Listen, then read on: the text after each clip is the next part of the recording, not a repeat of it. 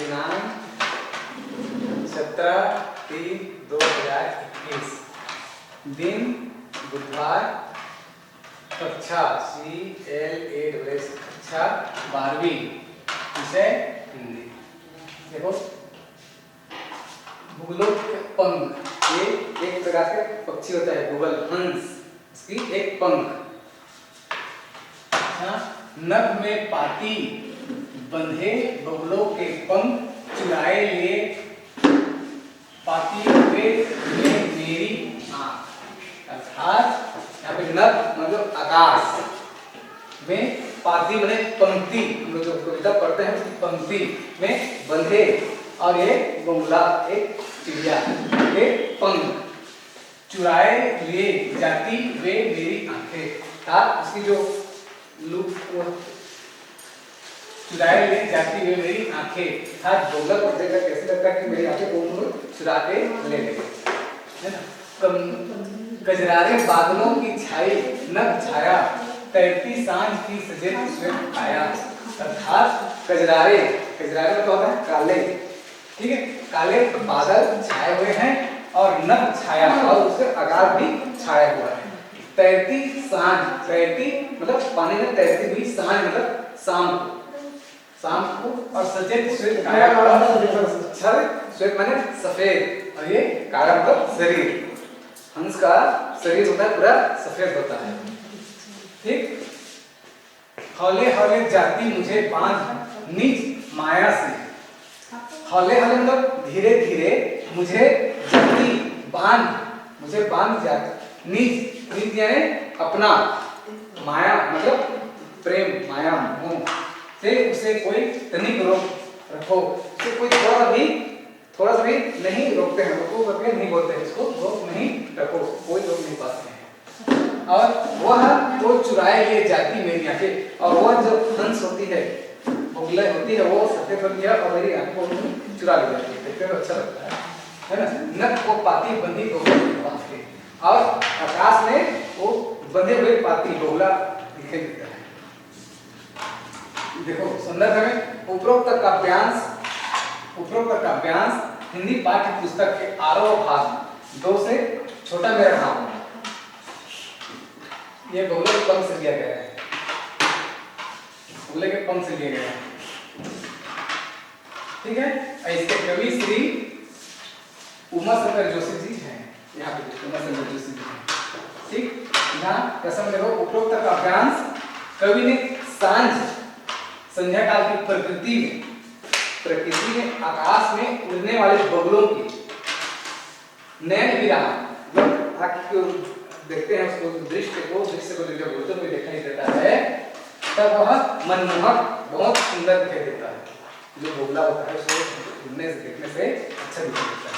यहाँ पे व्याख्या देखते हैं, कवि कहते हैं कि आकाश में शाम के समय, संध्या के समय असंख्य बगुले, असंख्य मतलब जिसको हम लोग गिनती नहीं कर सकते, बहुत सारे बगुले अपने पंख फैलाकर, अपने पंख को ऐसे पूरा फैला करके एक कतार में, एक लंबी लाइन से, पंक्तिबद्ध लाइनिंग से उड़ते रहते हैं। और इस दृश्य को सुशोभित मतलब बहुत अच्छा देखकर ऐसे देख रहा हूं, मैं ऐसे देख रहा हूं कि जैसे किसी ने मेरी आंखें को चुरा लिया है।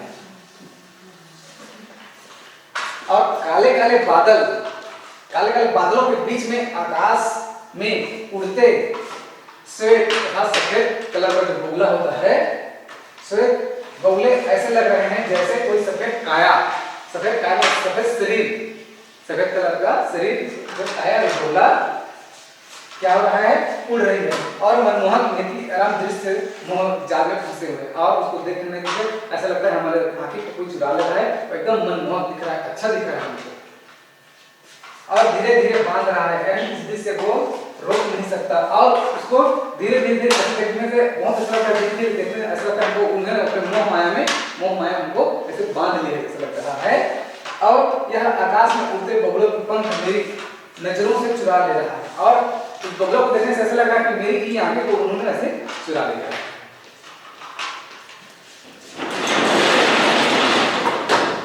यहाँ पे देखो अर्थ संबंधी प्रश्नोत्तर, ठीक है। प्रश्न क्रमांक 1, कवि किस माया में बंधा गया है? यहाँ पे उत्तर में आएगा कवि आसमान में पंक्तिबद्ध बगुलों की नयन विराम दृश्य की माया में बंधा हुआ है। प्रश्न क्रमांक 2, कवि किसे रोकना चाहता है और क्यों? यहाँ पे उत्तर में आएगा कवि बगुलों की जो कतार होती है उसे उड़ने वाले दृश्य को उसी को रोकना चाह रहा है, क्योंकि कवि उस मनमोहक दृश्य को मुक्त होना चाहता है, फ्री होना चाहता है। वह सतत देखते रहना चाहता है। हम लोग को कोई चीज देखकर देखते रहना चाहता है, ऐसे आप हम लोग ऐसे पलक नहीं सकता है, देखते रहते हैं, अच्छा लगता है ना, उसी तरह से कोई भी वैसे देखना चाह रहा है। यहाँ पे प्रश्न क्रमांक 3, काले बादलों के बीच का जो दृश्य है वो कैसा प्रतीत हो रहा है, कैसे दिखाई दे रहा है? यहाँ पे उत्तर आएगा काले बादलों के बीच दृश्य श्वेत चमकदार और तैरती काया हमारा शरीर उसी प्रतीत हो रहा है। यहाँ पे प्रश्न क्रमांक 4, आंखें चुराने से क्या तात्पर्य है?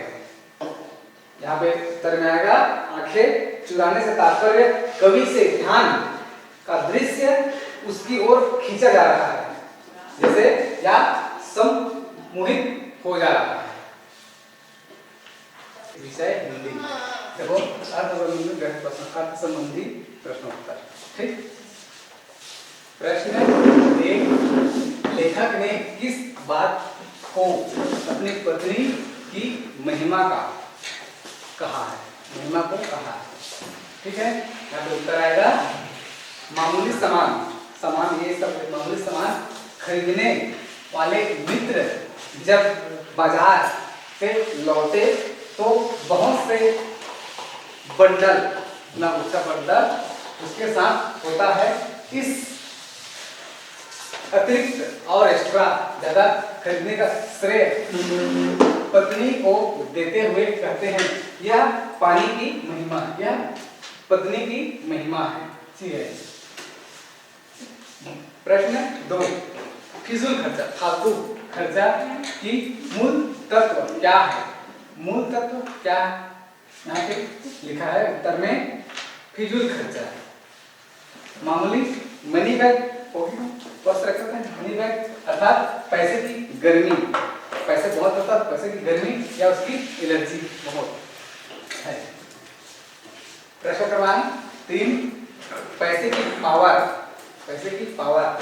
कैसे प्रमाणित होता है? ये देखो यहाँ पे उत्तर है व्यक्ति के पास माल असबाब और फिर मकान कोठी बैंक हिसाब हो तो पैसे की पावर को प्रमाणित करता है।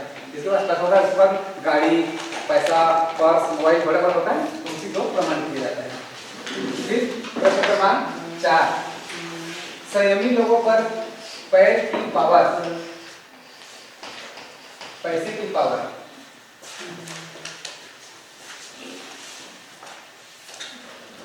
यहाँ पे देखो संयमी लोगों से पैसे की पावर क्या प्रमाण होता है? अर्थात जो धीरे धीरे करते हैं, संयम करते हैं, धीरे करते हैं, धीरे है ना, उन लोगों पे पैसे की पावर का अप्रमाणित मतलब उसके पास कुछ दिखाने के लिए नहीं होता है। इसकी संयमी लोग बुद्धि वाले होते हैं और पैसे को बहाते नहीं, ज्यादा पैसा इधर उधर फेंकते नहीं। ठीक है, प्रश्न क्रमांक 5, बाजार के संबंध में मित्र की क्या राय है? अर्थात हम लोग बाजार जाते हैं उसके मित्र की क्या राय है, क्या बोलते हैं?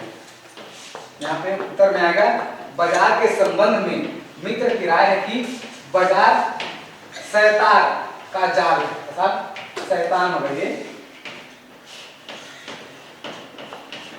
ठीक है, यहाँ पे ऐसे जाल फैलाते हैं, बहुत पैसा रहता है उसकी बाजार है। और सामान के साथ सवरने बाजार के लोगों अर्थात समझते हैं सकते हैं, इसके लिए बाजार का सामान वो अपने जाल में फंसा रहेगा। और जो सामान का सामान अच्छा है, अच्छा ये ले लो ये अच्छा है बोलते हैं ना, जब बाजार जाओगे तो इसमें ये ये जाल में फंसा जाता है। ठीक है, उसके बाद प्रश्न क्रमांक 6, मित्र की राय पर लेखक कैसी प्रतिक्रिया व्यक्त करता है? यहाँ पे बताया गया है उत्तर में, मित्र की राय से लेखक प्रतिक्रिया व्यक्त करते हुए कहते हैं कि बाजार में आमंत्रण करता है सबको, आओ आओ आओ आओ बोलकर बाजार में जाओ, तो फिर कहता है आओ आओ मुझे लूटो और लूटो, सब आओ मुझे देखो, बोलते हैं ये सामान बोलो ये सामान बोलो, आओ आओ बोलते हैं बाजार में। उसी तरीके से यहाँ पर भी है। प्रश्न क्रमांक 7, बाजार कैसा निमंत्रण लोगों को आकर्षित करता है और किस प्रकार? अर्थात बाजार में जाओगे तो कैसे लोगों को आओ आओ बोलते हैं, कैसे निमंत्रण करते हैं? यहाँ पर बताया गया है बाजार का कैसा निमंत्रण लोगों को आकर्षित करता है और किस प्रकार? यहाँ पर उत्तर में आएगा बाजार का मूल आमंत्रण। बाजार में जब जाओगे तो उसको सामान देखोगे तो आकर्षित हो जाते हैं कि अच्छा चीज है, ये अच्छा चीज है करके। फिर क्योंकि इसमें जैसे हम लोग चाट खाते हैं, गुपचुप खाते हैं, चना खाते हैं, समोसा खाते हैं, इसी प्रकार यहाँ की चार का मतलब है अभाव, उनके पास काफी नहीं है और वो और चाहिए और नहीं चाहिए। तो हमारे पैसा नहीं जाए तो हम समोसा नहीं खाएंगे, कुछ खरीदेंगे नहीं, जाएंगे ऐसा है ना। मैं वहां पे आ जाऊंगा, कैमरा इधर आ जाता हूँ, ठीक है ना। प्रश्न क्रमांक 8, बाजार के चौक लोगों पर कैसे प्रभाव पड़ता है? अर्थात वो बाजार जाता है तो वहाँ चौक होता है, पर कैसे प्रभाव पड़ता है हमको यहाँ पे दिया गया है। बाजार का चौक लोगों को पागल बना देता है। जो चौक पे जाते हैं लोगों को पागल बना देता है, इधर तो पागल बना देते हैं और असंतोष, तृप्त और ईर्ष्या घायल कर देता है। और अब जाके तो हमारा मन अच्छा नहीं लगेगा, गुस्सा लगेगा, बेरा लगेगा, है ना। यहाँ पे ईर्ष्या, तृप्त और घायल बना देता, सदा के लिए बेकार बना देता है। और रोज जाएंगे तो वहाँ बेकार लगता है, रोज रोज बाजार जाएंगे देखेंगे तो बेकार लगता है। यहाँ पे फिर प्रश्न क्रमांक 9 है, लेखक का दूसरा मित्र से खाली हाथ क्यों आता है? हाथ में कुछ नहीं रहता, खाली हाथ आता है क्यों? यहाँ पे बताया गया है उत्तर में, लेखक का दूसरा मित्र खाली हाथ किस लिए आता है? क्योंकि उसे समझ नहीं आता है कि वह क्या खरीदे और क्या न खरीदे। क्योंकि बाजार में सभी सामान खरीदने लायक थी, बाजार में सब सामान खरीदने लायक थी, लेकिन उसको समझ नहीं आता क्या मैं खरीदूं क्या न खरीदूं, उसको समझ नहीं आ रहा था। अगला प्रश्न हमारा 10, बाजार के जादू की तुलना किससे की गई है? अर्थात बाजार में जो जादू होता है, जादू, उसकी तुलना किससे की गई है? यहाँ पे बाजार के जादू की तुलना चुंबक और लोहे के से की है। अर्थात चुंबक ऐसे, चुंबक होता ऐसे, लोहे का चुंबक जाता है, उसी की तुलना किया गया है। लोहा चुंबक की चुंबकीय शक्ति से आकर्षित करता है। अर्थात जो काले कलर का लोहा रहता है वो ऐसे चुंबक को आकर्षित करता है, मतलब ऐसे खींचोगे तो फंस खींचा जाएगा, ऐसे रखोगे तो खींचा जाता है, उसी को आकर्षित कर जाता है और उसमें चिपक जाता है।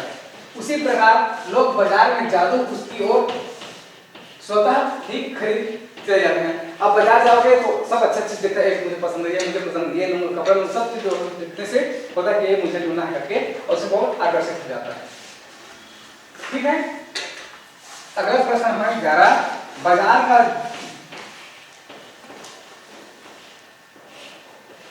कब खूब चलता है? बाजार का जादू कब चलता है? अर्थात बाजार में जाओगे जादू कब चलता है ज्यादा? यहाँ पे लिखा गया है, बाजार का जादू जब जेब भरी हो, अर्थात हमारे पैसा रहेगा, इतना पैसा रहेगा तो हम लोग कुछ भी खरीद लेंगे, पैसा नहीं रहेगा तो जाएंगे है ना। तो मन खाली हो तब चलता है, किंतु जब जेब खाली हो और मन भरा रहता है तो बाजार का जादू चलता रहता है। अब हमारे पास अगर पैसा रहेगा तब हम लोग बाजार जाएंगे, देखने कुछ खरीदने जाएंगे, और खाली रहेगा तो कोई साथ लेके नहीं जाएंगे, क्यों? हमारे पास पैसा नहीं है, हाँ। तो इस तरह से बाजार का जादू चलता है। अगला प्रश्न है, बाजार के जादू का असर उतरते पर क्या होता है? अर्थात हम लोग बाजार जाते हैं तो उसका जादू उतर जाता है, कब पता चलता है हमको? बाजार का जादू असर उतरने पर पता चलता है कि ऐसी चीजें बहुत आराम नहीं देती, आराम से खलल डालती है। अर्थात बहुत से हम लोग जो चीज खरीदते हैं वो अच्छा नहीं रहता, इसलिए उतर जाता है दिमाग से, खराब लगता है। और अगला प्रश्न है, जादू की जकड़ से बचने का क्या उपाय है?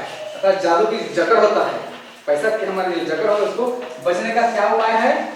कि जादू की जकड़ से बचने का एक ही मात्र उपाय है, जब मन खाली हो तो बाजार न जाए।